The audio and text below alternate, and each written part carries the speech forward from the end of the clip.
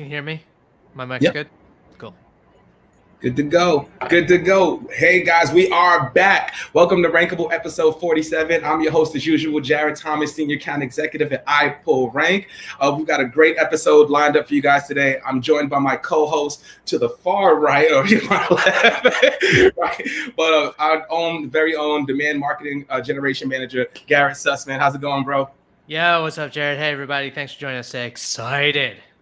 Yeah, and we have a special guest lined up today, man. This guy is one of my favorite people on LinkedIn, just an overall good person, man. So he's been in the SEO space for over 15 years.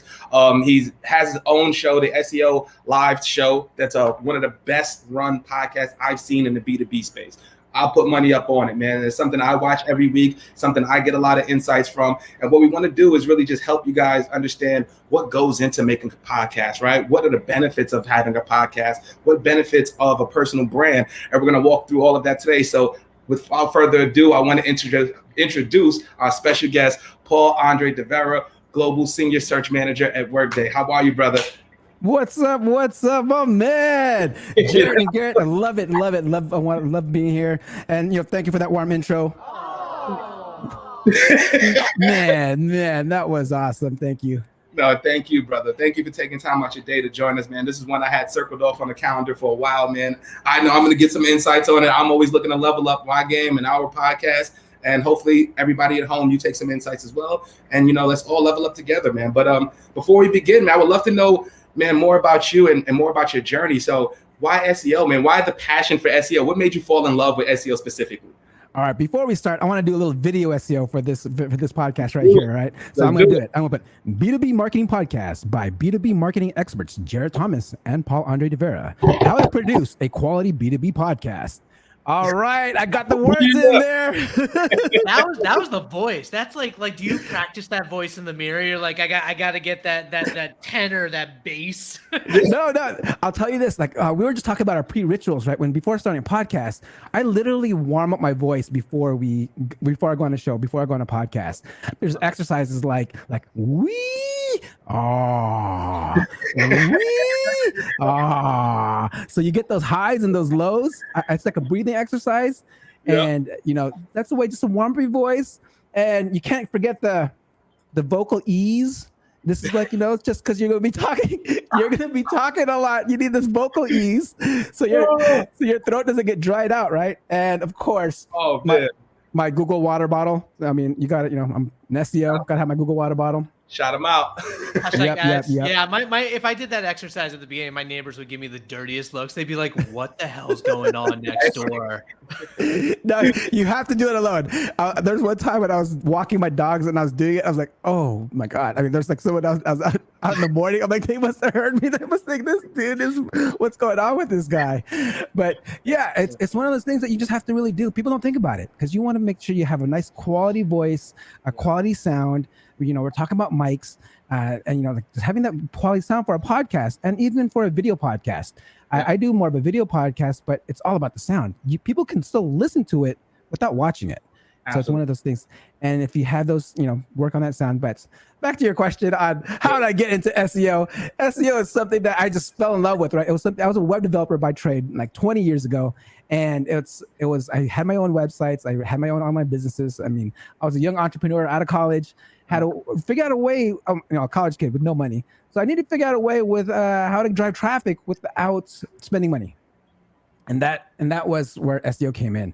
I was getting so much. I saw my highest traffic driver was through this channel from search engines like Google, Yahoo, Bing, or at the time it was MSN.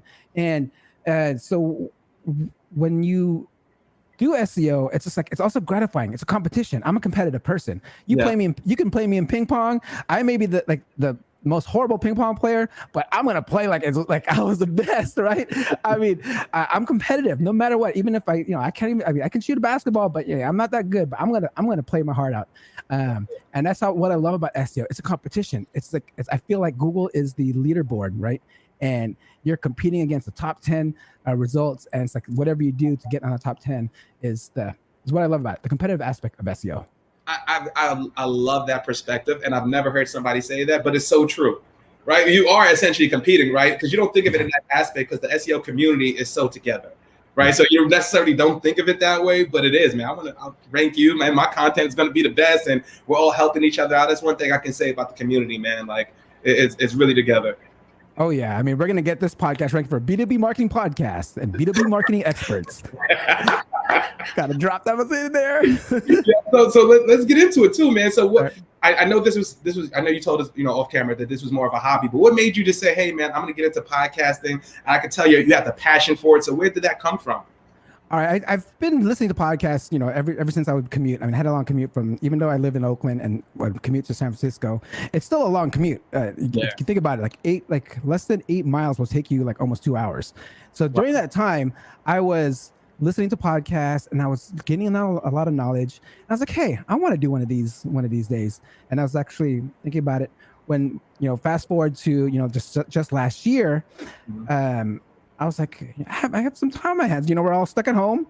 And I was like, I think it's the perfect time to start a podcast.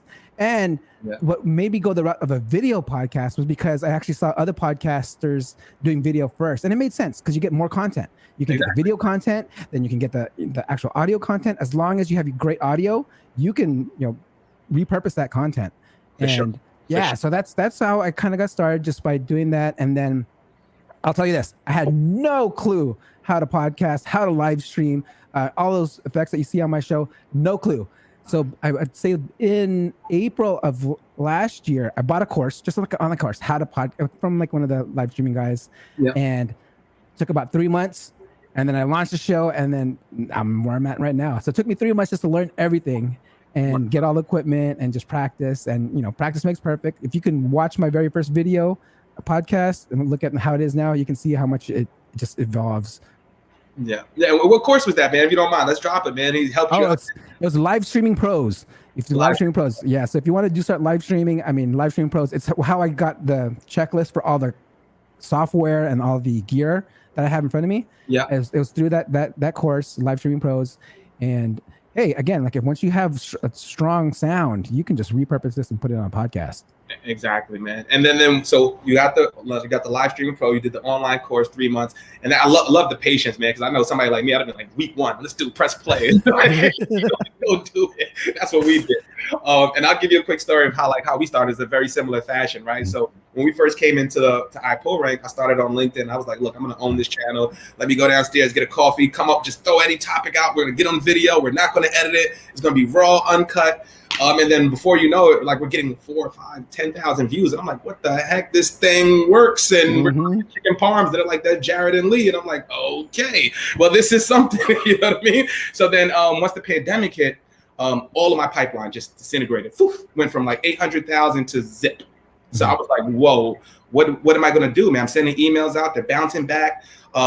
The databases that we have, like the Zoom infos and stuff, it can't keep up with the people being furloughed, quitting, whatever the case may be. And I've never seen that in my career. So I'm like, okay, we've got to do something, man. If I got the LinkedIn connections and the brand or whatever the case may be, how can we utilize that to drive some revenue? So I'm like, okay, I'm just going to interview people that I'm cool with on LinkedIn and people that I really like and stuff like that. And then they happen to be in e-commerce. They happen to be in publisher space. They just happen to be that. And we were just doing it, man. And then we just made it happen. I had my kids' 3rd grade headphones, no microphone, no lighting. I'm all dark. I look like I was one of those guys in the first 48, like the shadow. It was terrible, man. But you guys stuck with me, and I appreciate you guys. And actually, that's a good segue to this, man. So, what was it like getting your guests, right? What is your approach and your process to getting guests? Yeah. So, to have a quality content, podcast, you need to have that quality guest, right? You need to have those experts in there. You need to figure out like where you can find them. So for me, I reached out first to my network, right? My own personal network, where it was like, and I reached out to actually possibly like my old colleagues. So like my old CEOs and old CMOs. Yeah. So when you reach out to like these people, like CXOs and like some either like with their VPs and stuff like that, they have knowledge, and they'll give you some clout. Like if you bring them on, like people can learn from them. People can learn from their personal story, and even though you can't, you're just starting out, you may not be able to get that star power, but they're star power in their own right? I mean, you can use that knowledge, share it. They'll drop some knowledge bombs. I mean, that's what I love calling it on my show. Like, when I pick out these nuggets and these knowledge bombs, and I try to get it out of the guest. And so this is something where I, first started through, like, of course, my network, past colleagues, and then another one that people don't realize is go if you're a vendor of some software you're using, your company is using. Ask your customer success manager or your contact over there, like, hey, it's like, I was wondering, since, and you don't have to say this since we're using your product, but I mean, since you're using the product, literally, I mean, can you introduce me to the, like maybe a CMO or a CEO to get like an interview? And that actually has worked in some ways for me too, and so that's something like I like doing. And so like one of the other things, there's still a challenge, right? So once you find these guests, and your outreach, right? How do you get them? Like, how do you actually how do you persuade them, right? Like, what does this look like? I have to know, man. yeah, you have to persuade them. So, okay. So for the most part, I literally tell this to everyone that asks me, how do you get your guest? I literally will write my email with a smile. Like, I'll write it. So like, I'll put some emojis, whatever it is. Like, I'll show, my personality will show in that email, right? Yeah. And then, okay, fine. If that doesn't work, you can always try contacting them on another platform, a social platform, right? And just maybe reach out that way. Maybe they don't check their email as much. Maybe you got filtered. So you can also try the social platform. If they don't respond to that direct message, engage in them publicly. Like hey, just drop them some of your own knowledge bombs on their knowledge, and then let them see who you are. And then, even ask them publicly, hey, I'd love to get you on the show. I've done that. I've done that a couple times. And if that doesn't work, do a video message. That has always closed it for me. So I've always like record myself, and like I mean, it was actually Rand Fishkin. So I actually bought his book, and I couldn't get a response from him. So I grabbed his book. I recorded myself. Hey Rand, I met you at San Jose a few years ago. You signed my book. I would love it for you to have me on my podcast. And then I sent it off to him, and then I got a response within like 40 minutes.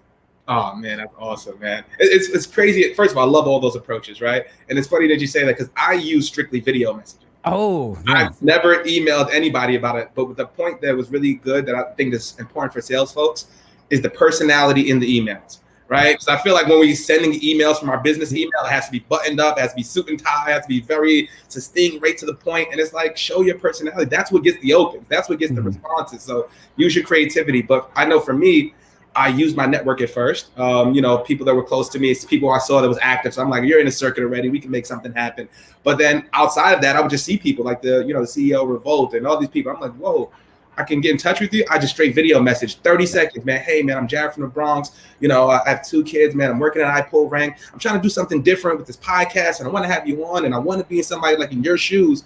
But the only way I get there is by learning from you. So would you mind coming on and doing stuff like that? And it was just, hey, man, I would love to help you. And it was just been a snowball effect, and it has been crazy since. And I actually want to ask you another question as far as the guests. Mm-hmm. When you think and book your guests, do you rather have a person that's more on the expertise side, or do you look for clout? Do you look for somebody who has the followers, the 100,000 reach and all that stuff? Like, how is your approach there? Oh, it's more of the expertise, and it's more of like, I'm actually, people may not know this, but I may be selfish because I want to learn something from this person. It's like, I pick my guest, I'm like, I want to talk to that person because I want to learn what he's doing, or I want to, so, and I just kind of use that as my way criteria of finding my guests, and like, and it works out, right? Because, they're still an expert, whether or not they have a following or not. It's like, I'll tell you this, some of my most viewed episodes are from the ones that were like not the ones with the most followers. And that same way here. Yeah, I was like, and it's crazy too, because I actually originally want the podcast to be more for my enterprise SEOs. Like I didn't want to go through like the whole SEO scene. I wanted enterprise SEOs only because that's what my space. I didn't want to do local SEO, whatever. But I found that it was actually hard getting enterprise SEOs because they have to go through this PR, they have to sign like a waiver or whatever, and stuff like that. So there's a lot of restrictions, but it actually opened up towards once everything happened, I think it eased up because I was able to get more of these enterprise SEOs on the show after a while. But before, when I first started, like all my buddies that actually were enterprise SEOs, they said, oh, I can't do it. Like, I need to go through this process. It's a long process. And I was like, oh man, but hey, everything worked out. And I expanded the audience, and now I have a great audience, a great mixture actually. And it's cool too, because I know the enterprise companies are advertising on my page or on the YouTube channel, because my CPM is like high as crazy. I mean, we're talking about like $80-$85 per CPM. Like it's like right. I mean, on average, I see on other YouTubers, like, just the regular like YouTubers that show off their monetization. It's like between $8 to $12 CPM. I mean, mine's a small channel, small, but I mean, $85 CPM. I was like, I think that's unheard of. I was like, that's the enterprise money. That's amazing. And for those listening who aren't familiar with CPM, that's cost per million. It's basically the impressions of the videos on YouTube. So just let them know. And Gary, I know you've got some questions, man. I know you're boiling over there. No, it's like so. I'm not sure if you're familiar with Paul, but I used to do a podcast as well, and similar sort of thing. I feel like there's social proof. Right? Mm-hmm. Like that, people always know, like once you do have a few people that you're familiar with or that people know, and you say, oh, hey, I'd love to have you on. Like I had this person on my show. They're much more likely to join. The other thing is, to your point, I love bringing on people who haven't had the opportunity, who are like hungry to share their ideas, and it feels original. Because in the SEO world, I don't know, you've been here for 15 years, it's like, at the conference circuit, you see a lot of the same faces, and there are a lot of smart people that just haven't had the opportunity. So it's really fun to bring those smaller folks on there. And that's where you see some of these really innovative, like expertise ideas that you wouldn't normally see at a bigger event, right? Mm-hmm. Sure. Yeah. I mean, there's if you think about the SEO, I mean, I know this because I'm in like there's like really different worlds. I mean, there is the conference world, enterprise, and maybe like the so-called like white hatters. I mean, white hat, black hat, whatever. But and then like the ones that are just doing SEO tactics, the next hacks and whatever, not necessarily black hat, but they sometimes get classified as black hat. These are the testers. These are the ones that like don't go to conferences, but these are the ones that are actually making all the movements for like their clients and stuff like that, for like the local clients and consulting when they're consulting for. But I try to mix the worlds. So if you notice my group of SEOs, there's probably some people that you never heard of but get the most views because they're really popular in a certain space. Yeah. Like, maybe one would be more popular in the conference circuit, one would be more popular in the SEO testing areas. So I mean, it's I've gotten the comment of like, oh man, I love what you're doing, how you're merging the two SEO worlds together here. Cause I mean, like people are actually hearing of, and I'm also being that connector. Some of the SEOs, oh, can you introduce me to Alida? And I was like, and this is someone that actually is big in the other circuits. And of course I got you guys. And then I just make the connection there, you can connector. Actually, that's something I actually got from being being a podcast, being that and now a connector. I am now a connector between people, and I can reach out and totally feel like fine of asking questions and introducing people, if anything, because it's for it's for good. It's just for good. That's the best feeling in the world. Just knowing that you have that network, right? That you've got. Like I know for me, man, like 2 years ago, I had nobody in my network. If you didn't work with me, if you wasn't within my sphere, if you didn't see me or interact with me, you just didn't know, right? You just didn't care, right? But now it's to the point, man, I'm talking to Dave Gerhardt on DMs and stuff, Chris Walker, like these are my guys. I'm talking to Detavio every week. We're talking about new shows on Revolt, like that's cool. And then connecting those people, right? If somebody wants to drop a Revolt, hey man, this is Detavio. Hey, what's up, man? This is a really cool person. Whatever the case may be. I'm not saying I did that, but that's the rewarding and fulfilling part about that, right? Then you just developed your personal brand, like without even trying, right? You just put yourself out there. So like, I would love to know, like, what impact have you seen from a personal branding perspective, and what advice would you give to somebody who's in the SEO space that wants to get into the circuit? Well, I'm telling you this, like personal branding is an ultimate channel to increase your personal brand, because you know why? Absolutely. You're authentic, right? You're raw. This is live. We're not editing anything, and you're listening to how I speak normally. And I mean, my voice may not sound this like crispy when I'm in person, but hey, this is like you'll see the way I laugh is the way I laugh. I always tell like everyone, like I love being my silly self. That's the most authentic you can be, and the most authentic you can be. It's like it just trickles down to everyone else, and you meet all these new people, and then they also talk about you, and that's how your personal brand gets even more like, it's a kind of like their own word of mouth promotion. Like, oh yeah, this show is actually, if I'm the host, they're talking about me, and you put the name and the person together, and you're just develop your personal brand that way. And it also has helped me even with my own corporate career, right? Because I work at a company that's actually like promotes like personal development, and which I'm totally grateful for. It's a company called Workday, and I even get like at an all hands marketing all hands. I even was like the CMO watches the show to like learn about SEO. I was like, oh, that was so cool. She gave me a shout out to the whole company. I mean, we're talking about a huge company, and her was watching a couple episodes was like actually made me feel all like giddy. I was like, ooh. That's a perfect way to differentiate yourself in the company, right? Yeah. There, right? You separate yourself from the pack from doing something that not everybody else is doing, or maybe not everybody's comfortable doing, but you're doing something that you love to do, right? I'm doing SEO anyway. I want to help people. I'm in it. Usually when people think of SEOs, they think of the guy that's in the corner. He's like stays to himself. He doesn't really, you know, that's what you think of SEOs. And that's how I've always been taught of it. Like the SEO guy, you rarely see. He comes in the office with flip flops, like maybe on a Thursday or something like that. But it's not like that. I love the fact that you did that for your brand, because a lot of people, at least marketers, right, especially people on the marketing team, they would have been like, how can we incorporate Workday in this? How can we incorporate our brand? And how can we draw revenue? And that's kind of like the approach that we're taking with this. But the fact that you said, no, I'm just going to educate and help people. And then you see the trickle effect happen. Right? Yeah. I mean, and it's not just like about even SEO anymore too, because I'm actually getting invited on more on how to like live stream or how to podcast type of shows. And so I've actually gotten like, you know, leadership even reach out to me like, oh, so how are you getting that quality, or how are you doing this? Or like, so it's more of like, not even just, it's just more of helping out how to even get things set up. Technically, it's not even about SEO anymore, but hey, I'm all about helping others out, and that's why I even started the channel. I'm actually going to do giveaways. I'm trying to help all SEOs trying to get in the game. Like, hey, if you're trying to get in the game, you want to learn, watch the show, because I give away free memberships to like classes, books. I gift books all the time. So it's my way of giving back to the community, because SEO has done me well. I'm just giving back, and just know if I can learn more, give back more, it just comes back. Yeah, I love the giveaways. I mean, like that's a great way also to get the word out. I was wondering, like, what's your philosophy on promotion? Because it's like, I know it's, you know, you do this independent of the day job, but it's like you still want to get the word out there. So what's your social media channel? How do you feel about advertising? What do you think about it? I'll give you my whole spiel on how I promote my content. All right, so I call it daisy chaining. So I daisy chain everything. I daisy chain my episodes. So after each episode, I'm promoting the next episode, right? And then in each episode, I ask a repeated question. So I would always cut that out, and I create a segment of how to become an SEO expert.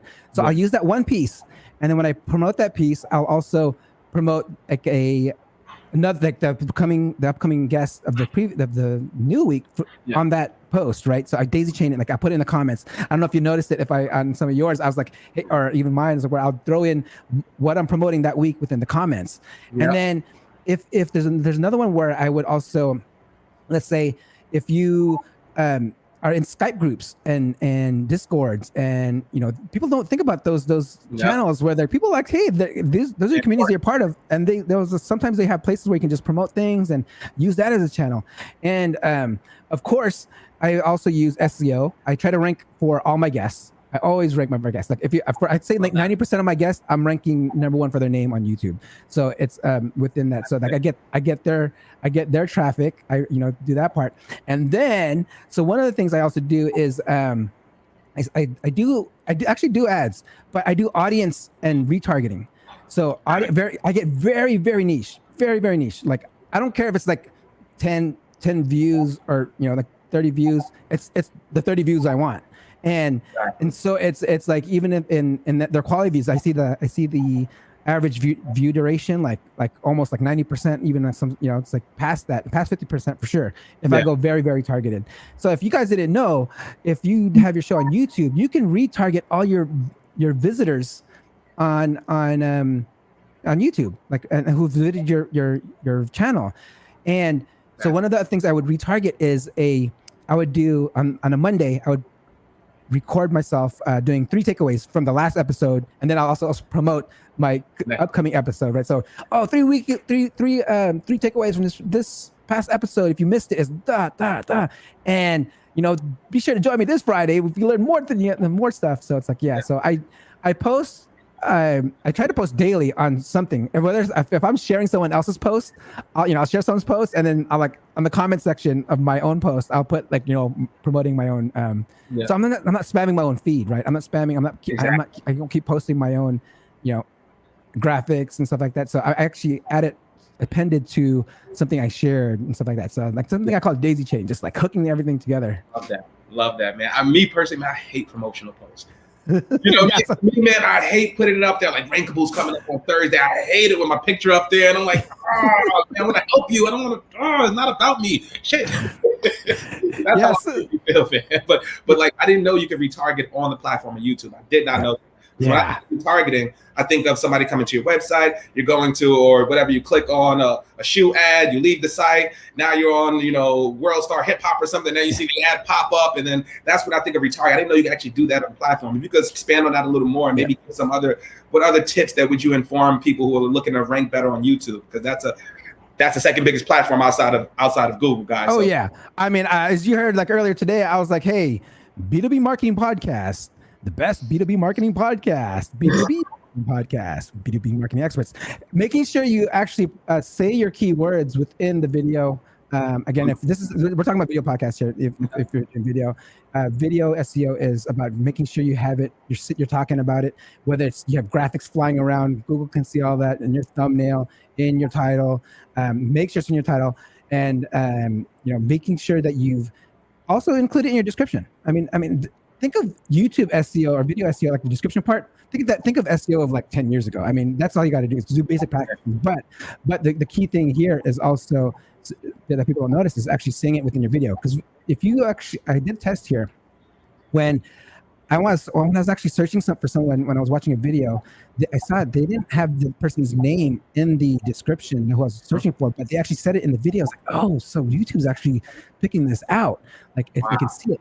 And check this out. So I was actually just, I think I searched something, and what I was looking for one of my videos, and one of my videos from the SEO Video Show showed up, and it showed the clip of the timestamp when I said it, and I was like, I didn't timestamp that, so it knew I said at a certain time. So you guys, if you're not saying your keywords, don't expect to rank. Wow, rankable.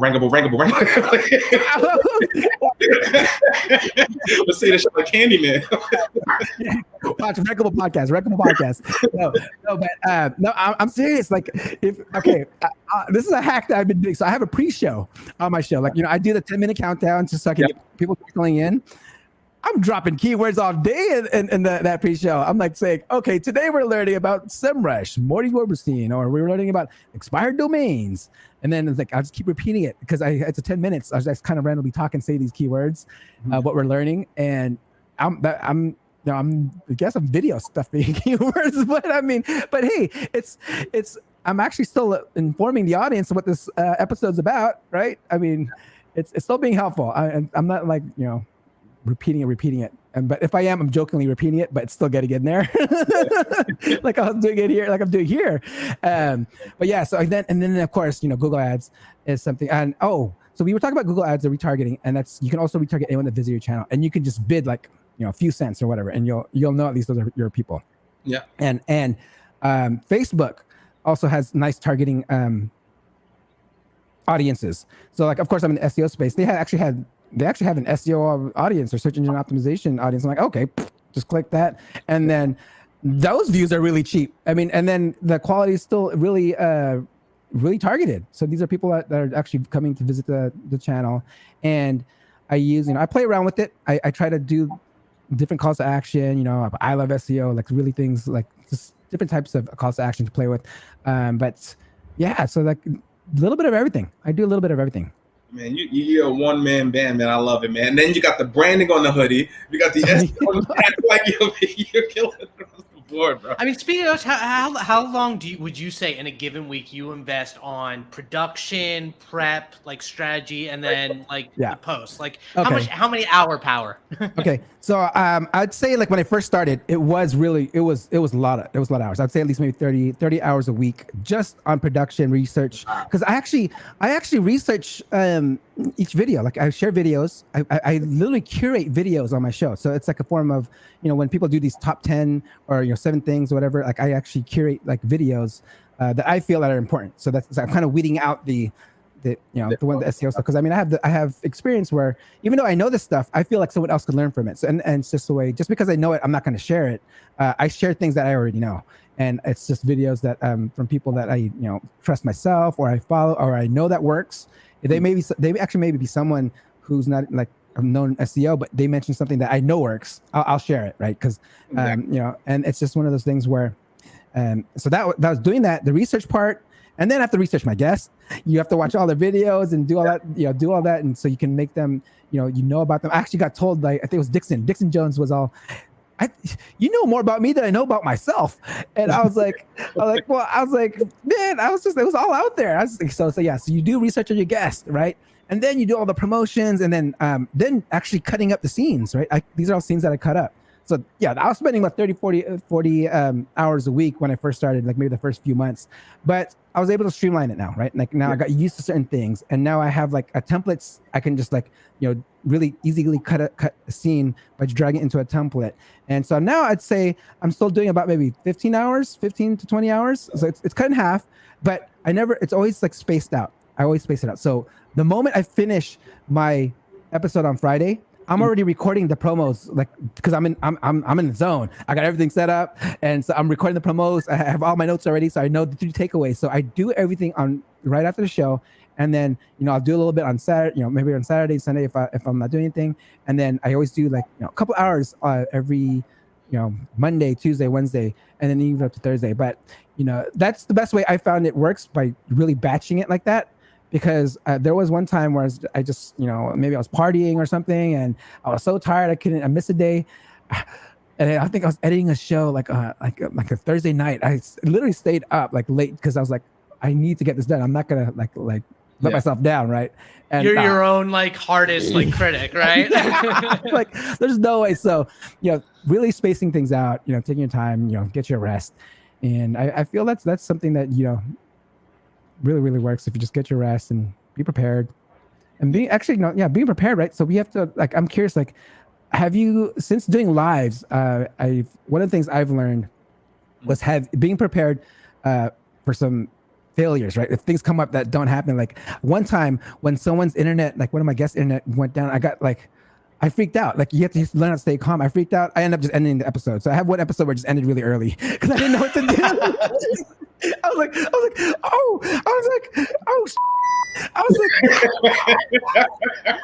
I didn't know what to do. And so I shut it down. And then, so, I learned from that where I actually, okay, when it goes down, stay calm, and I maybe will play some music, and I'll cut to my face and like, oh, hey, what's up, everyone in chat? Let's talk, and then I see the guest will pop back on.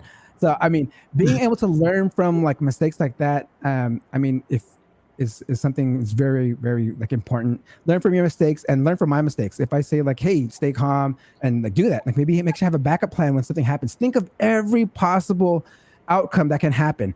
If your dog barks at a certain time because the mailman is coming at a certain time, that's why I purposely will schedule like maybe certain meetings, not when I know my mailman. Where's my dog at? Yeah, exactly.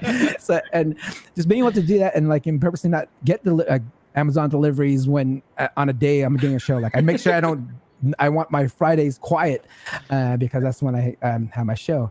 And I feel like something. Even with all this, and when you do your show, I feel like consistency is key, right? You have to show up. You have to show up. This is another failed learning I had, because even though I have not missed an episode, and I did miss one episode, right?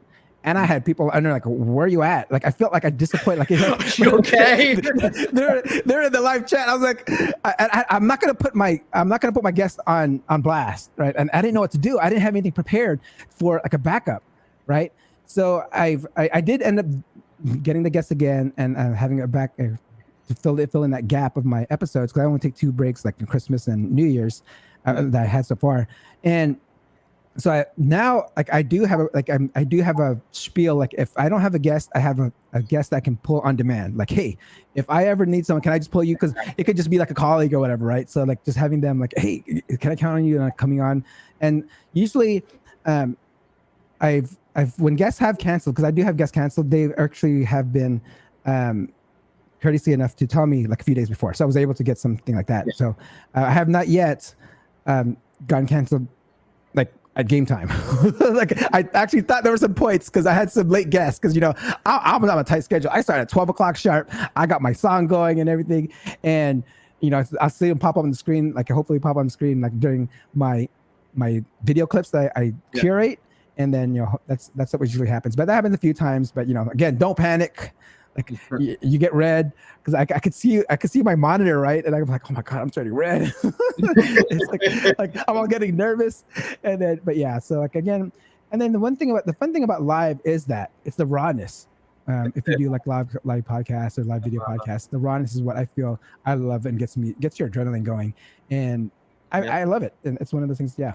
So man, I love it, man. I'm learning so much from you right now, man. I could talk about this all day, man. I just want to give you one last question, man. Yeah. So what about the engagement, right? So after the shows, right, the people that reach out to you, how do you keep a track of that? Do you just put it like in a spreadsheet and then you send out emails? Do you have a newsletter? Like, how do you keep track with the people engaging with you? Well, I do a lot of the contests, right? So I do the contest, and they'll email me all the time. So I try to engage with my audience, but I'm guilty of not capturing. I just started my recap newsletter, so I'm like, I started posting it within the chat, and I posted like I pinned it in the chat. And it's like, hey, they get weekly recaps. If you miss an episode, I'll send you weekly recaps and stuff like that. So that's something I started. So I feel like an email list, and I started a Discord too. So I have a Discord.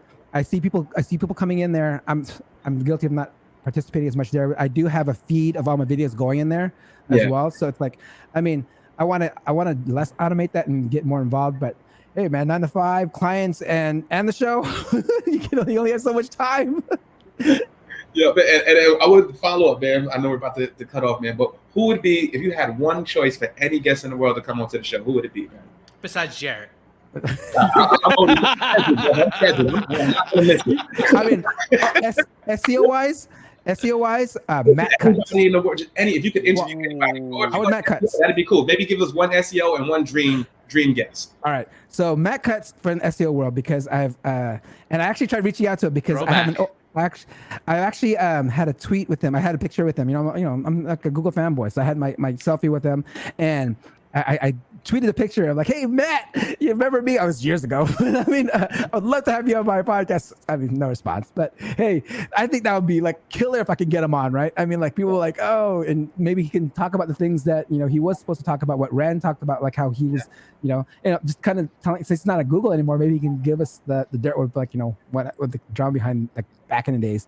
That was one thing, but my ultimate person that I would want to like interview is the person that I've always listened to is probably like Tim Ferriss, right? Tim Ferriss is like one of the guys that I actually like. I have both all his books behind me, and it's something where I've actually, after reading him and following him and his podcast, it actually was a pivoting point, in my life where I actually became more, who I am now, right? And I passed, start judging less, and ego went away, and I'm just that happy person and just love talking to people. And that's where the 30-hour work week started going less and less for the podcast. There you go. And I'll tell you this: I have a new project where I'm actually taking that stuff, where that 4-hour work week, but that 4-hour work, it's kind of still on top of it, because I'm starting my personal channel, which is Paul Andre, youtube.com/Paul Andre if you want to check it out. And you know what? It's something where, again, I'm using the podcast to help me learn more, because it's going to be not necessarily a podcast. I'm using the channel is for me to help me learn more. Is I'm doing book reviews. As you can see, I have like hundreds of books behind me, and I read a lot. And I want to retain this information. Once you read it, you can go away. So I'm doing book reviews. If I can do a book review, I can record myself. Like when I reread it, I can retain it, and then if I really want to watch it, I just watch myself and like the review I did.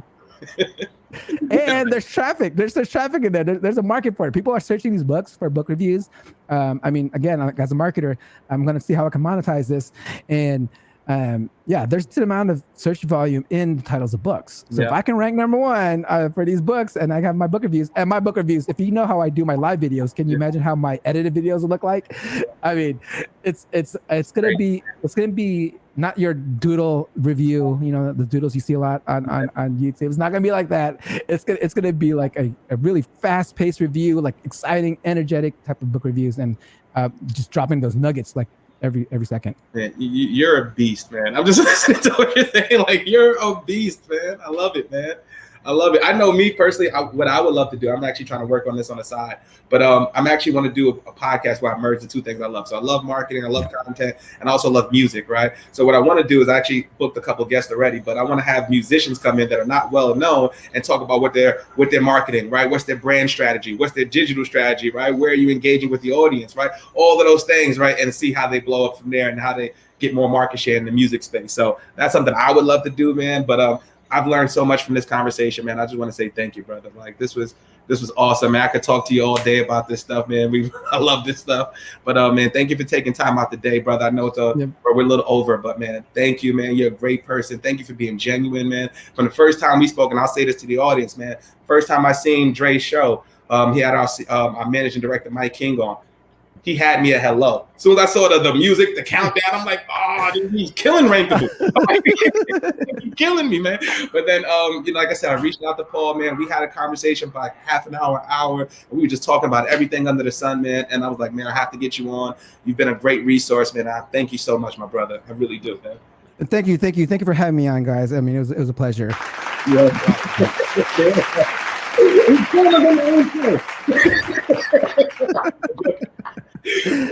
All right, guys. Everybody attended. Thank you again, guys. We'll be back next week. We're going to talk about content engineering, content strategy. We're going to have our own Alexandra, who's our content director. And we're going to talk about, ways you can repurpose your content, where you can get better performance. Garrett will be here. Jarrett will be here. We're all going to be here.